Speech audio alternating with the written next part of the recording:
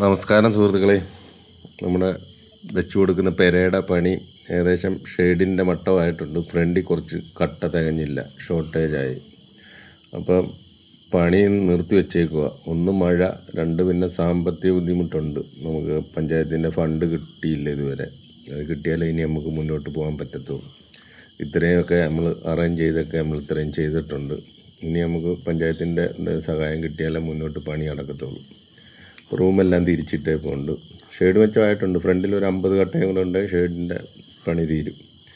പിന്നെ ഷെയ്ഡ് തട്ടടിച്ച് വാർത്താൽ മതി.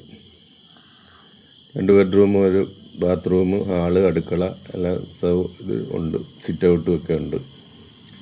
പണിയൊന്ന് സ്ലോ ആയിട്ടുണ്ട്. മഴയാണ്, നമുക്ക് ആ റോഡിൽ കൂടെ സാധനം കൊണ്ടുവരാനൊരു ബുദ്ധിമുട്ടുണ്ട്. ഏത് വണ്ടി വന്നാലും പുതയുവാണ്. പിന്നെ JCB വിളിച്ച് വേണം നമ്മൾ കയറ്റി വിടുന്നത്. അപ്പോൾ മഴയുടെ ഒരു വിഷയമുണ്ട്. പിന്നെ ഇത്രയും പണി ആക്കി വെച്ചിട്ടും നമുക്ക് ഇതുവരെയും ഫണ്ടൊന്നും കിട്ടിയിട്ടില്ല. സഹായങ്ങളൊക്കെ ഒരുപാട് പേര് വാഗ്ദാനം ചെയ്തെങ്കിലും ആരും ഒന്നും ചെയ്തിട്ടില്ല. 2-3 പേരുടെ സഹായം മാത്രമേ ഇതുവരെ നമുക്ക് കിട്ടിയിട്ടുള്ളൂ. ആൾക്കാർ വിചാരിക്കും ഒരുപാട് സാമ്പത്തിക സഹായമൊക്കെ കിട്ടിയിട്ടാണ് ഇത് ചെയ്യുന്നതെന്നല്ല. ഇതൊക്കെ നമ്മൾ തന്നെ അല്ലാതെ തന്നെ ചെയ്യുവാണ്. 1-2 ആൾക്കാർ നമ്മളെ ചെറിയ ഹെൽപ്പ് ചെയ്തിട്ടുണ്ടെന്നല്ലാതെ വേറെ ആരുടെ ഹെൽപ്പൊന്നും കിട്ടിയിട്ടില്ല. നമ്മൾ തന്നെ ചെയ്യും. അതുകൊണ്ട് ഫണ്ട് ഇച്ചിരി ടൈറ്റ് ആയതുകൊണ്ട് പണിയൊന്ന് സ്ലോ ചെയ്ത് വെച്ചേക്കുവാണ്. മഴയാണ്, റോഡെല്ലാം ബുളുബുളാന്നായി കിടക്കുക. അടുത്ത ആഴ്ചയോടുകൂടി പഞ്ചായത്തുകാർ നമുക്ക് സഹായം ചെയ്യാമെന്ന് പറഞ്ഞിട്ടുണ്ട്. എളുപ്പം അത് അറേഞ്ച് ചെയ്ത് തരാമെന്ന് അവർ പറഞ്ഞിട്ടുണ്ട്.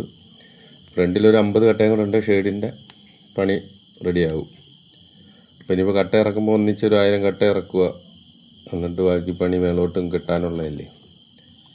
കുറേ ആൾക്കാർ എന്നോട് ഇങ്ങനെ ചോദിച്ചിരുന്നു എന്തോ ആയി പണിയെന്ന്. അപ്പം ഞാനത് 2 ദിവസമായി നമ്മളിത് കെട്ടി നിർത്തിയിട്ട്, ബാക്കി മഴ കാരണമാണ് ഇങ്ങനെ നിർത്തി വെച്ചത്. അപ്പോൾ എല്ലാവർക്കും സഹായം ചെയ്യുന്ന എല്ലാവർക്കും നന്ദി. ഓക്കെ.